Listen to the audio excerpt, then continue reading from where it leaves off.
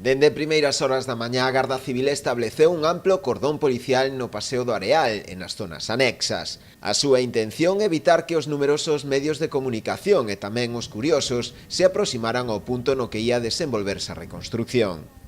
Ao redor das 11 chegaba a comitiva xudicial e con ela José Enrique Abuín. Dende un primeiro momento, o Chicle mostrouse moi colaborador, participando activamente na recreación. Empregáronse varias garrafas, pois na súa declaración aludiu a que ese día atopábase roubando gasóleo nos camións dos feirantes ali estacionados durante as festas. Tamén se utilizou un maniquí para simular o corpo da xoven madrileña.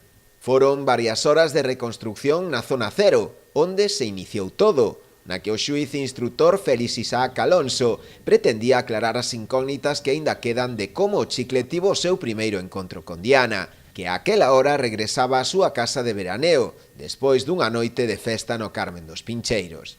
Ata a zona tamén se achegaron a propia nai de Diana, Diana López Pinel, e a súa irmá Valeria. Visiblemente afectadas, querían acceder tamén á zona na que se estaba desenvolvendo a reconstrucción, pero non llo permitiron. Si foron recibidas polo capitán da Policía Xudicial da Garda Civil e un dos principais investigadores do caso, José Ángel Corral, que mantivo con elas un pequeno e emocionado encontro. Tener al asesino de mi hija a unos metros es muy duro. ¿Queríais verle como ha hecho Juan Carlos hace un mes? ¿Querías verle? Sí, ¿Qué os ha dicho la Guardia Civil? ¿Por qué no os dejan pasar? pues porque están con la investigación y no podemos intervenir. Momentos máis tarde, a ampla comitiva policial e xudicial abandonaba a zona, accedendo á autovía do Barbanza pola entrada norte, o mesmo lugar polo que ao parecer o Chicle trasladou no seu vehículo o corpo de Diana Quérata á nave de asados. Ali producíase a terceira das paradas, na fábrica abandonada na que se atopou o cadáver da moza madrileña, o pasado 31 de decembro.